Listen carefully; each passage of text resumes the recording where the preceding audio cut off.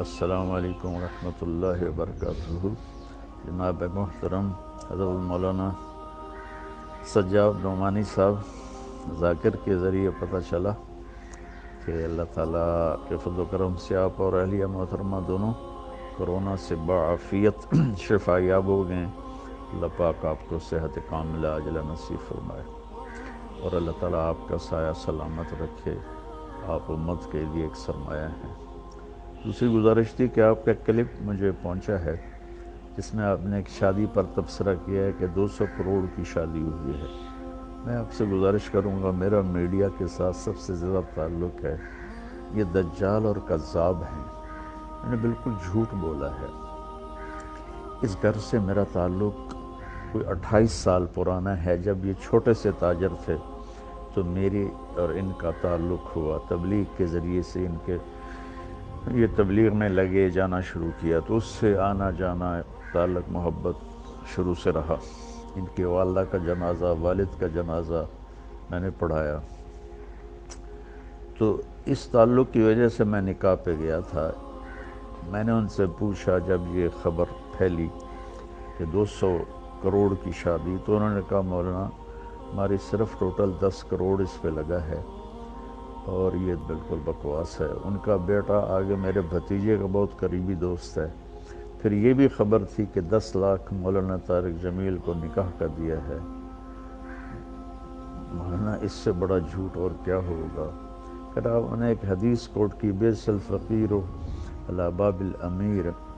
اللہ کا شکر ہے، اللہ نے مجھے ایک اچھے گھر میں پیدا کیا۔ اللہ تعالیٰ مجھے بڑے بول سے بچائے، عجب سے بچائے، اللہ مجھے تکبر سے بچائے، تقابل سے بچائے۔ ورنہ اللہ تعالیٰ نے خوشحال زندگی عطا فرمائی۔ ہم جدی پشتی ذمہ دار ہیں اور اللہ نے اپنا فضل فرمایا کہ مجھے اس راستے پر پھیر رہی ہے، اس کا کرم اور احسان ہے۔ تو میں تو اپنے تعلق کی وجہ سے گیا تھا اور مجھے بھی وہ منظر اتنا اچھا نہیں لگا، لیکن جو کہا جا رہا ہے 2 ارب کی شادی ہوئی اور مولانا طارق جمیل کو 10 لاکھ دیا گیا، یہ سب جھوٹ ہے۔ حضرت آپ میڈیا کی خبر پر کبھی کوئی تبصرہ نہ کیا کریں، کبھی کوئی کلپ ریکارڈ نہ کروایا کریں۔ یہ 95-99% جھوٹ بولتے ہیں۔ تو اس لیے مجھے تو ان محفلوں میں جانا ہوتا ہے۔ ہمارے اکابر میں شاید ہی کوئی طوائفوں کے پاس گیا ہو۔ مولانا میں طوائفوں کے محلے میں جاتا ہوں۔ میں ان میں 10 سال سے محنت کرتے کرتے کرتے یہاں تک لایا کہ میں نے ان کے وظیفے مقرر کیے اور ان سے برائی چھڑوائی۔ تو اللہ کے فضل و کرم سے مجھے تو مولانا ہر جگہ جانے میں کوئی عار نہیں ہے، چونکہ مجھے تو پیغام پہنچانا ہے۔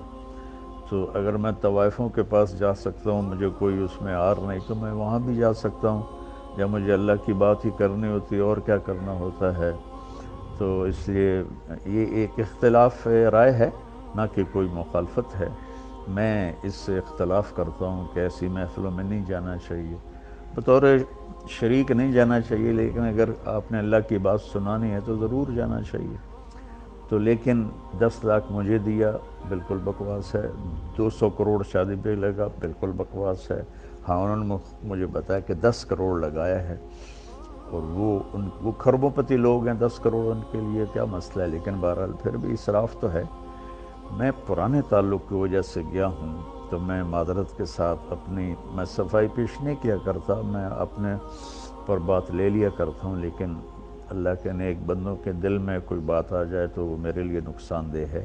میں نے اپنی صفائی پیش کرنے کے لیے بات عرض کی ہے کہ 2-4 لقمے روٹی کے کھائے تھے اور اسی پاؤں پہ میں واپس آ گیا تھا، اور ان پر بھی یہ بالکل جھوٹا الزام ہے کہ انہوں نے اتنے پیسے خرچ کیے۔ اور میں معذرت کے ساتھ پھر معافی چاہتا ہوں اگر میری کوئی بات بری لگی ہو۔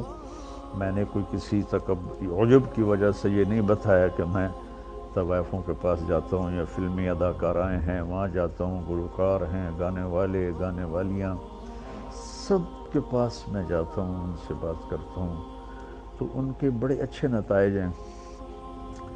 اور باقی ہدایت تو اللہ دیتا ہے، میرے ذمہ تو ہے بلغ ما انزل الیک من ربک، میرے ذمہ تو اتنا ہی ہے۔ اللہ تعالیٰ مجھے آپ کو اپنی حفظ و امان میں رکھے۔ السلام علیکم ورحمۃ اللہ وبرکاتہ۔ وعلیکم السلام ورحمۃ اللہ وبرکاتہ۔ حضرت مولانا، میں سب سے پہلے تو آپ کا بہت ممنون و مشکور ہوں کہ آپ نے بہت مسلسل مشغولیت کے باوجود میری اصلاح کے لیے یہ صوتی پیغام ارسال فرمایا۔ اللہ تعالیٰ آپ کے رتبے بلند فرمائے۔ میں صاف لفظوں میں اپنی غلطی کا اعتراف کرتا ہوں اور آپ سے دست بستہ معافی کا طالب ہوں۔ یقیناً مجھ سے یہ غلطی ہوئی کہ میں نے میڈیا کی روایت پر بھروسہ کر لیا۔ مجھے ایسا نہیں کرنا چاہیے تھا، اور عذر کے طور پر نہیں کہتا، برسبیل تذکرہ عرض کرتا ہوں کہ اگر ہمارے ملک کے اندر کی خبر ہوتی تو میرا عام معمول یہی ہے کہ میں پہلے اس کی تحقیق کرتا ہوں۔ وہاں تحقیق کا میرے پاس کوئی اور راستہ نہیں تھا، اور پھر بھی مجھے یہ نہیں کرنا چاہیے تھا جو میں نے کیا۔ میں اپنی معذرت کے لیے کوئی بہانہ، کوئی جواز، اپنے غلط کام کے لیے، اپنی غلطی کے لیے کوئی بہانہ، کوئی جواز تلاش نہیں کر رہا ہوں۔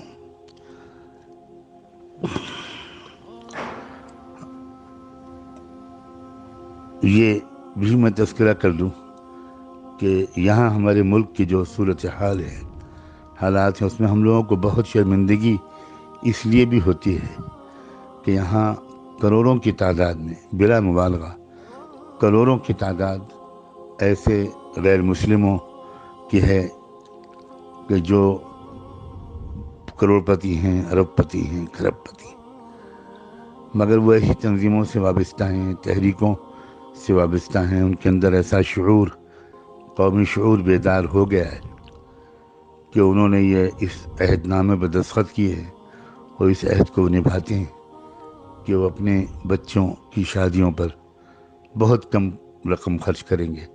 یقین بھی آنا مشکل ہے وہ انسان جو 5 کروڑ 10 کروڑ خرچ کر سکتا ہے، وہ بھی عام طور پر 4-5 لاکھ یا 10 لاکھ سے زیادہ خرچ نہیں کرتا، اور اس پر کڑی نگرانی بھی رکھی جاتی ہے۔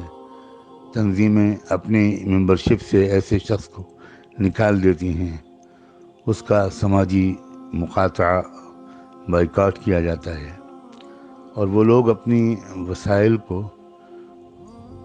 قومی تحریکوں کی مضبوطی میں خرچ کر رہے ہیں۔ میں براہ راست واقف ہوں ان تحریکوں سے، ان میں لگے ہوئے لوگوں سے، بعض وقت ان کے قائدین سے میرا ملنا جلنا ہوتا ہے، اور دعوتی مقاصد سے اور ملک کی فضا کو زیادہ بگڑنے سے بچانے وغیرہ کے مقاصد سے میں ان سے کبھی کبھی ملتا ہوں۔ تو یہ باتیں مجھے اندر سے معلوم ہوتی ہیں کہ اس قوم کے اندر، بہت بڑے بڑے سرمایہ داروں کے اندر یہ شعور بیدار ہو گیا ہے کہ ہمیں ان رقموں کو اپنی قوم کی مضبوطی میں استعمال کرنا ہے، اور یہی وجہ ہے کہ وہ کہاں سے کہاں پہنچ گئے۔ اور ہم مسلمانوں کا اس سلسلے میں جو حال ہے وہ ناقابل بیان ہے۔ ہمارے یہاں بھی یہی صورتحال ہے۔ ہمارے یہاں تو خیر اتنے سرمایہ دار ہوتے ہی نہیں، اور اگر وہ سرمایہ دار بہت ہوتے بھی ہیں تو ان کے اندر کوئی قومی شعور آیا ہو اور وہ اپنے مال کے صرف کا رخ انہوں نے اجتماعی اور مجموعی فلاح و بہبود کے لیے استعمال کرنے کو ترجیح دی ہو، ایسے لوگ کوئی خال نظر آتے ہیں۔ اب میرا چونکہ رابطہ رہتا ہے، تو جب وہ خبر آئی تو مجھ پر یلغار ہوئی، اور دونوں طرف سے ہوئی، مسلمانوں کی طرف سے بھی ہوئی، اور اس کی ایک وجہ یہ بھی ہے کہ میں شاید اب تک تقریباً چند سو نہیں بلکہ چند ہزار لوگوں کو اپنی اصلاح کے لیے آپ کے بیانات کے سننے کی طرف باصرار متوجہ کر چکا۔ اکثر میں لوگوں کو متوجہ کرتا ہوں کہ وہ آپ کے بیانات کو پابندی سے سنیں، انشاءاللہ ان کی زندگی میں تبدیلی آئے گی۔ ایسے بہت سے مسلمانوں نے بھی مجھے فون کیا، احتجاج کیا، اپنی حیرت و استعجاب کا اظہار کیا، اور بہت سے غیر مسلموں نے بھی مجھے فون کیا اور اپنے تعجب کا اور ناپسندیدگی کا اظہار کیا. تو بس وہ فوری طور پر ایک تاثر تھا اور میں نے وہ گفتگو نشر کر دی. لیکن اب میں بڑی حد تک شرمندگی محسوس کر رہا ہوں، اور آپ کی طبیعت میں تقدر آئے یا آپ کے بارے میں کوئی بات کہوں میں، تو یہ تو مجھے بہت ہی زیادہ بہت دکھ ہو رہا ہے محسوس کر کے کہ میں کیسے اس کی تلافی کروں. بہرحال فی الحال تو میں آپ سے معافی کا طالب ہوں اور آپ کی دعاؤں کا، محبتوں کا محتاج ہوں. بلا شبہ رائے الگ الگ ہوتی ہے، ذوق الگ الگ ہوتا ہے، اور ہر رائے کی اور ذوق کی بڑی حد تک گنجائش بھی ہوتی ہے. ہم نے اپنے یہاں یہ بھی دیکھا کہ ہمارے جو اکابر ایسی تقریبات میں شرکت نہیں کرتے تھے تو اس سے بھی اصلاح ہوتی تھی. ایسے بھی واقعی نمونے میرے سامنے ہیں کہ ان گھرانوں پر اس کا اثر پڑا کہ بھئی اب ہمیں روش بدلنی چاہیے. تو مقصود تو اصلاح ہے، آپ کا مقصد جو آپ کا طریقہ کار ہے اس سے بھی اصلاحی مقصود ہے، اور جو حضرات دوسرا راستہ اختیار کرتے ہیں ان کا مقصد بھی اصلاحی ہے. اور آپ نے تو خود بھی فرمایا ہے کہ یہ تو اختلاف رائے ہے. بہرحال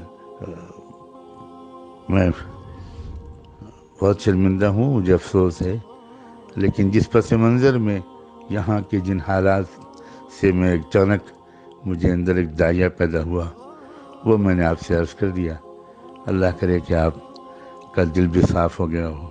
میں آپ کی دعاؤں کا بہت محتاج ہوں. جزاکم اللہ وبارک فیکم ونفعنا بما آتاکم. والسلام علیکم ورحمۃ اللہ.